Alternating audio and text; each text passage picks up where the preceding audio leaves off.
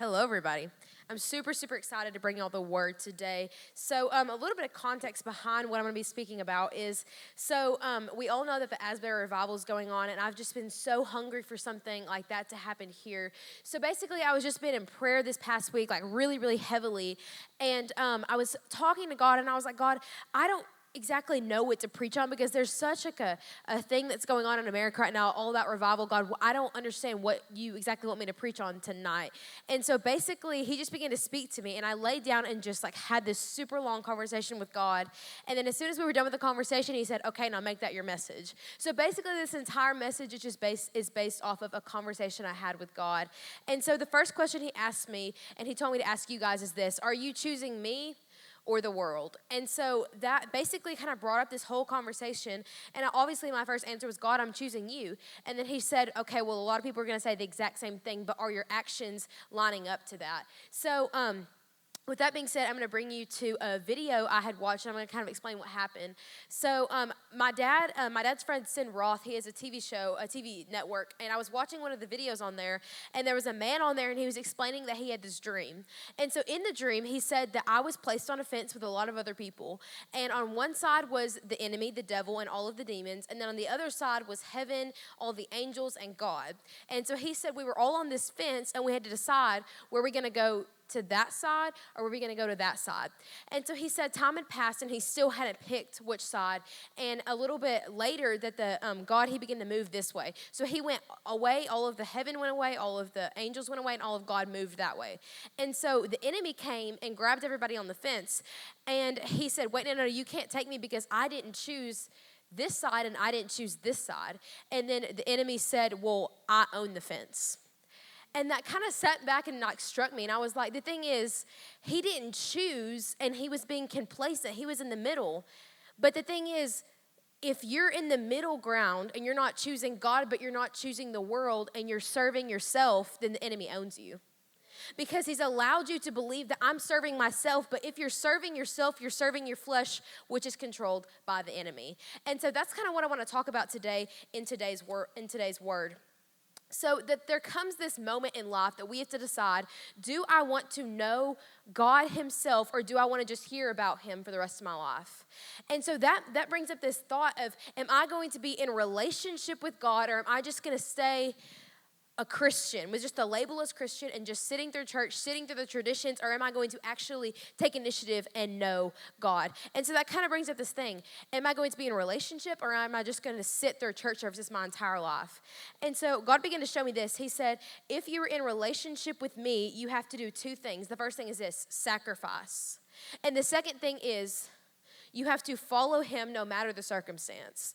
And so as he began to just show me these different things, he began to show me this. He began to talk about the word sacrifice. And he said, sacrifice equals relationship. And so begin to think about that. Intimacy with God comes at a cost. The word intimacy means to become close with someone. And so if we're going to be close with God, it comes at a cost. And so the thing is, if there is no sacrifice, there is no relationship. And so if I'm not laying down certain things that I can get closer to God, then there is no relationship. What that means is I'm going to give up some of my free time. I'm going to maybe give up all the time I spend on Snapchat, all the time I spend on TikTok, all the time I spend on Instagram, so that I can read my Bible. I can pray. I can get to know God. I can seek his face. I can just spend time sitting in a room by myself with no distractions, no music playing, and just say, God, speak to me. And the more that you sacrifice the meaningless things that have become normal, the more God begins to speak to you. And so the thing is, we have to sacrifice to be in a relationship with him. He began to show me these two things. Sacrifice equals you care to grow your relationship. And I love that because it's the same as relationships between a man and a woman. If you have to sacrifice your time to get to know someone. And another thing is, sacrifice equals denying yourself out of love for the Father. And so that goes right back to what I was just saying. You have to deny the things that your flesh desires so that you can get to know him more. So that's denying what I want because, God, I want you more than that. And that is the whole thing about sacrifice equaling relationship. I'm going to say this again. If there is no sacrifice, then there is no relationship. So if you want to be in a relationship with God, you're going to have to lay down some certain things. One of my favorite verses in the Bible is in Matthew 16:24. I'm sure everybody knows it by heart because I preach on it basically every single week. I'm going to read it to you guys. Here's what it says. whoever wants to be my disciple, this is Jesus talking, whoever wants to be my disciple must deny themselves, take up their cross, and follow me. For whoever wants to save their life will lose it, but whoever loses their life for me will find it. And I think that's so encouraging because, well, it's encouraging if you understand what it means. But it says, if you actually want to keep your life, you'll lose it and find me. It says, in the Passion Version, it says, whoever disowns their life will find true life in me. They'll pick up their cross, my cross, and experience it as their own. And so that means denying myself, picking up this relationship with God, and then making the story of the Bible, the Gospels, making that my testimony, making that my story, ingraining that in my brain. Literally, Anna Grace always says, eat the scroll. Eat, like literally consuming the word. And so I think that for us to be a true follower of God, we have to deny ourselves, sacrifice, and then begin to follow him.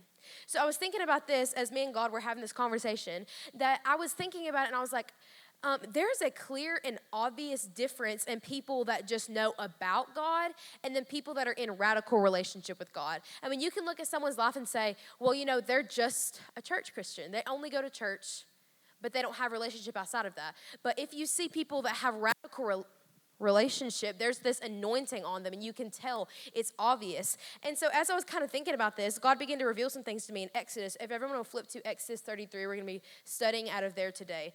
And so God brought 4 ideas to me that are 4 obvious differences between a person that just knows about God and a person that truly knows God. And so I think that's something that we can begin to strive for. The first thing is this.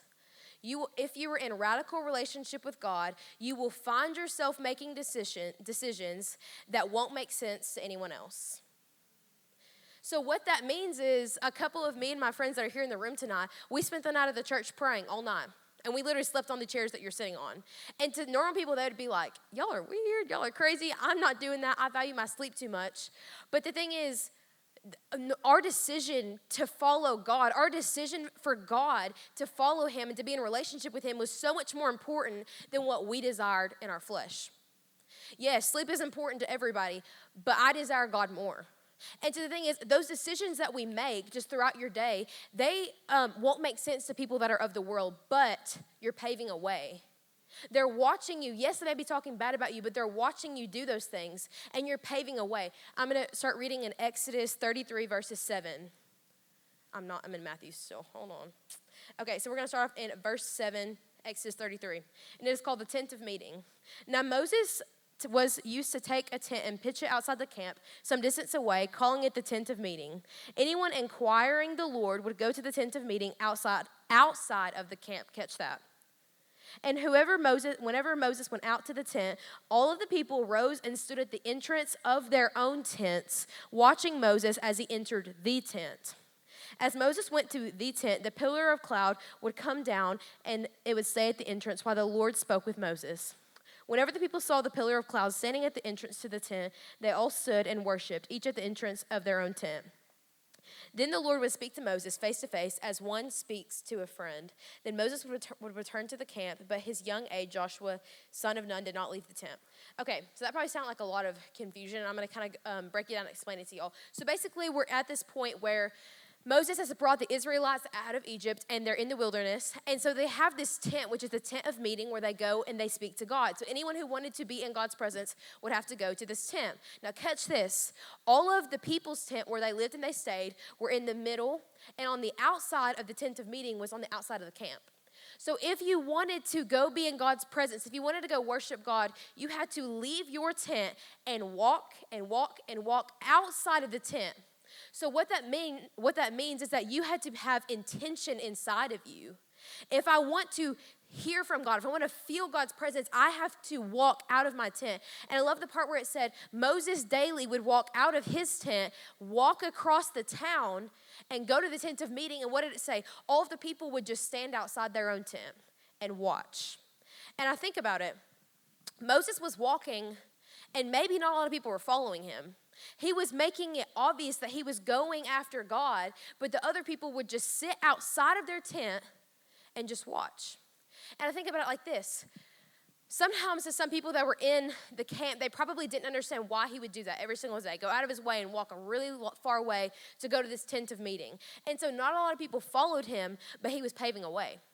And so he was making this decision daily to go out, and go to the tent of meeting. And these people probably didn't understand what he was doing, but he was paving a way every single day. And I love how it said, whenever God would come face to face with Moses, he spoke to him like a friend. And the thing is, whenever you make decisions that not everyone else is going to make, whenever you make decisions that the world's not going to understand, God will come and meet you and speak to you like a friend. And that is the reward we get. Me and Judah talked about that last night. Whenever you go after God openly, and whenever you go after God, go on the narrow road, you get the reward of his heart. That's what Judah was talking to me last night about 3 a.m. in here in the prayer room. And so anyways, that was the first one, the tent of meeting. Whenever Moses would go out of the tent and all the people would watch him. And so number 2 is this. If you're in a radical relationship with God, you will find yourself desiring his presence above everyone and everything. So now we're going to go to Exodus 33 verses 12. It's called Moses and the Glory of God. Moses said to the Lord, you have been telling me, lead these people, but you have not let me know whom you will send with me. You have said, I know you by name, Moses, and you have found favor with me. If you are pleased with me, God, teach me your ways, so I may know this and continue to find favor with you. Remember that this nation is your people. And here's what the Lord said to Moses. My presence will go with you, and I will give you rest. Then Moses said to him, if your presence does not go with us, do not send me from here. And I love this. I just want to pause right there and think about that. First of all, Moses is saying, okay, God, you've called me out. You've told me to do all of these things. You told me you have favor on me. And then the Lord is calling him to go to the promised land, which had milk and honey. And I just want to think about that for a second. So right now they're wandering in the wilderness, and God has promised them this land with milk and honey. And so to the flesh, whenever they're in the wilderness, they're like, oh, that sounds so great. Milk and honey. I'm so hungry. I'm so starving. Can we please go there? That's like, if we were all out living in the woods and there's a Chick-fil-A, I'd be like, God, come on, Moses, take us there right now. And I love the part that Moses said, but God, if your presence does not go with us, I'm not leaving here. Because he's experienced God's presence daily and said, I don't care if you're promising a feast over there, but if your presence doesn't go with me, God, I'm not moving from this place. And I don't know about you, but we need some people, some teenagers in Texarkana that say, God, I don't care what everyone else is doing. I'm not leaving the church building until I see your face, until I feel your presence, God. I'm not leaving until I have that inside of me. And I think that, like I said, that's not going to make sense to other people, but you're paving a way. And whenever you desire God's presence over everyone and everything else, everyone else's, I got tripped up. Everyone else's opinions, because I bet all the other people were like, can we go? Like, can we go find the milk and honey? But Moses was over here saying, God, if your presence does not follow us, I'm not leaving. And I love that. Okay, we're going to go on to number 3. Number 3 is this. When you're in a radical relationship with God, you don't tolerate the sin that has been normalized in this world. And so we're going to go to Exodus 32. We're going to backtrack a little bit. Exodus 32, verses 19 through 25. We're going to flip back, and it's talking about the golden calf. Here's what it says in chapter 32, verse 19. So we all kind of know the story of the golden calf. I'll backtrack and talk about that in a second, but we're going to start with this. When Moses approached the camp, he saw the calf and the dancing, and his anger burned, and he threw the tablets out of his hand, breaking them to pieces at the foot of the mountain. And he took the calf the people had made and burned it in the fire. Then he ground it into powder, scattered it on the water, and made the Israelites drink it. And he said to Aaron, what did these people do to you that you led them into such great sin? And Aaron said, don't be angry, my Lord. You know how prone these people are to evil. And they said to me, make us gods who will go before us as this fellow Moses who brought us out of Egypt. We don't know what has happened to him. So I told him, whoever has any gold jewelry, take them off. They gave it to the gold to me. I threw it in the fire, and out came this calf. Okay, so we're going to read verse 25. Here's what it says. Moses saw the people that were running wild and that Aaron had let them go out of control, and so he became a laughingstock to their enemies. Okay, so let's backtrack and let me talk about this. We all know that the story of the golden calf, that Moses went up on the mountain to go speak with God and to get the 10 Commandments. What happened was whenever he left to go visit God, the people got bored, and they went to Aaron and said, make us an idol so we can worship it. And the thing is, if God is not your one thing, you always make idols. And so whenever Moses was gone, they said, well, we don't know where Moses went, but we have to have something to worship. So they went to Aaron and said, make us an idol. And he did, because Aaron didn't have a backbone. And so while he was gone, they began to worship this golden calf that was it was a false god. Moses came back down the mountain. He literally was so mad that he was visiting God, and God said to him, your people, go visit them because they're doing evil. So he had to stop his encounter with God to go back to his people. And so he was so angry, he threw the tablets and broke them. Don't worry, God makes him new ones a little bit later. But he goes back down on the mountain and he sees these people, and here's what he does. He takes the golden calf and he smashes it, burns it. He takes the powder, scatters it on the water, and says, drink it. Why did he do that? Because he could not tolerate the sin anymore. And he said, I want you to taste this. I want you to taste, just think about if you smashed up your cell phone and drank it, that's pretty disgusting. So just imagine something like that. Imagine jewelry, but in water form. Imagine drinking that. It'd be awful. And so the thing is, the reason he did that is he said, I want you to taste of the sin you just committed. I have no tolerance for sin. And he did this because he wanted the people to recognize what they did wrong. And I think about it like this. We're going to go to the fourth one. There is a decision you must make. With that being said, right after he makes them drink this, here's what happens. We're going to kick off in verse 26.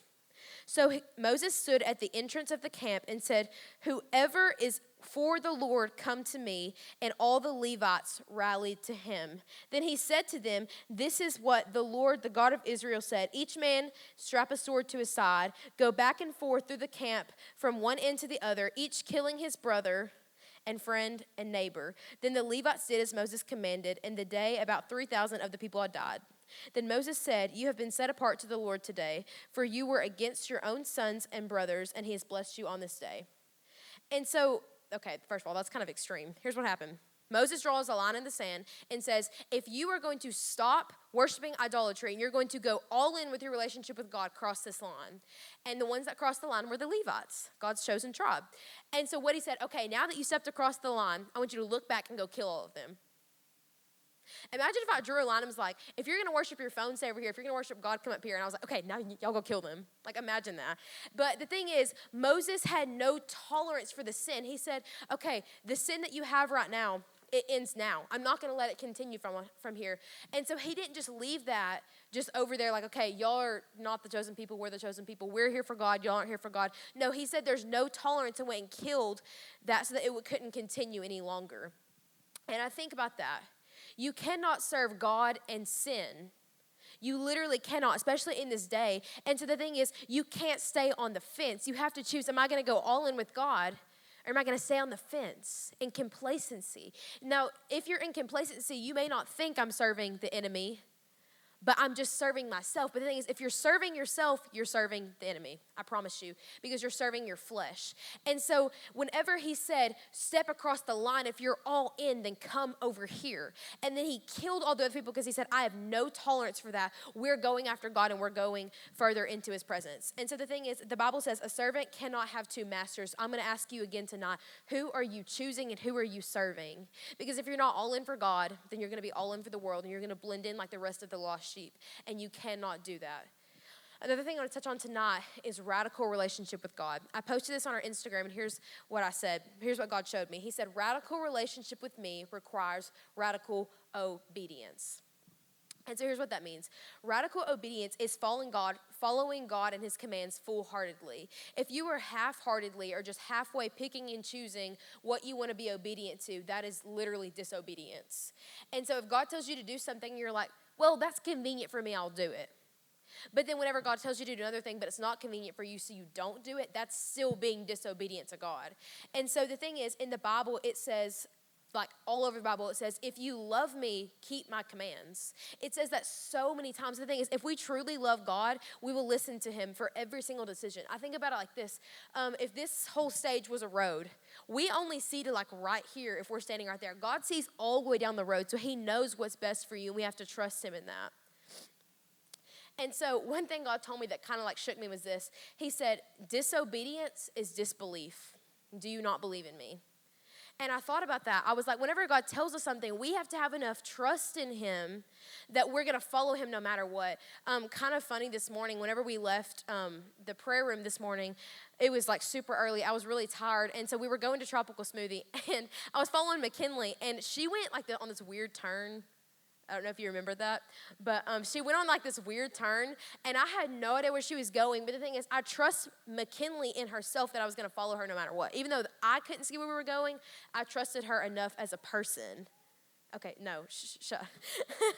But I think that God is looking for a generation who will deny themselves and say, God, I'll follow you no matter what the cost is. So the thing is, it's easy for us to come to church on a Sunday because that's like normal for us. But whenever God calls us to stand up on our tables in the middle of lunch and start preaching, it's going to be like, maybe not, God. Am I truly hearing from you, or is that just my flesh? No, the thing is, whenever God calls you to do something, it's for a reason. And it's for a purpose, so we have to follow him no matter what the cost is. And I think about the story in the Bible. Whenever all the disciples were on a boat, and Jesus was walking on the water. And so he calls Peter out of the boat and says, come to me. See, in your natural mind, it's not going to make sense to walk on water. Literally, that's like impossible. And so actually one time I did try it over the summer whenever I was like 10, and it did not work. Anyways, but walking on water doesn't make sense to your natural mind, but because he had so much belief in Jesus Christ, he literally did. Well, he started thinking, but it's because he began to look with his natural eyes and not his spiritual eyes. So I was thinking that same way, that we have to be so obedient to God no matter what the cost, no matter what the situation looks like, that we're so dependent on God. And I think about it like this: if we start walking out of the water and we get walking so far in obedience with God, we'll get to a point where we cannot look back because we can't get back into the boat. And if you're so far out, there's no way you can get back into the boat. So I think we have to start stepping out in faith of God, and there's no looking back past that. Okay, so the last thing I want to touch on is this: the fire of God. And so I think about this. We were watching a message the other day, and the preacher was saying this. He said that fire doesn't ask you if it can burn. It just burns. Like there's no question. It just burns unapologetically. And the thing is, fire doesn't just lightly burn. A fire consumes. And I think in that same way, whenever the fire of God hits you, he doesn't ask, can I start burning away your desires for sin? It just consumes you.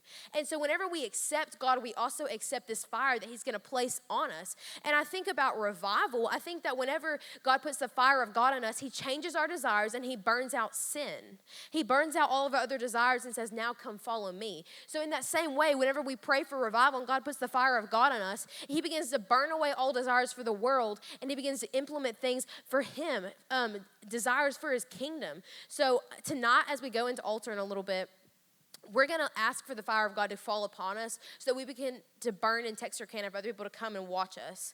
And so think about this, kind of like 3 points to kind of explain how the fire of God is. First of all, it's placed inside of you from holy desire. What that means is an undeniable hunger inside of you that's saying, God, I can't not have you anymore. Like I desire you more than my next breath. Like that desire and that hunger inside of you. Whenever you have true hunger for God, he places that fire inside of you. And the thing is, whenever it's inside of you, it can't be put out by natural things outside of you unless you let the outside come in. The second thing is this: it burns and consumes all of your sins. It begins to take away all those things of your flesh. And the third thing is this: the Holy Spirit changes our desires. So the thing is, there's a fire of God that culture cannot touch. So whenever you have the fire of God inside of you, the world cannot touch it unless you begin to accept the world. So the thing is, imagine if we go all in, if we cross that line in the sand and go all in after God. The world cannot touch us unless we let it in. But if we lock eyes with God and we begin to run after him with no restraint, no stops, nothing in front of us, no hurdles, just running after God, imagine what we can do. Imagine if every single person in this room had this fire inside of them that did not go out whenever we stepped back into school, that did not go out whenever we stepped out of this building, that fire of God that just continues to burn and burn. And whenever your fire gets around other things that are flammable, whenever it gets around the lost people, that fire overflows other people and it begins to consume other people as well. And so with that being said, I just want to, will someone come, Amari, will you take this for me? What we're going to do now is we're not going to have anyone on stage. We're just going to play some music, and here's what's going to happen. We're just going to, you can move around the room, do whatever you want, but we're just going to go after God completely and hopefully. We've been in prayer for, I think, 12 hours yesterday and then a lot this morning. And so I think that this place is just, it's ready, it's right for this new season that God's bringing us into.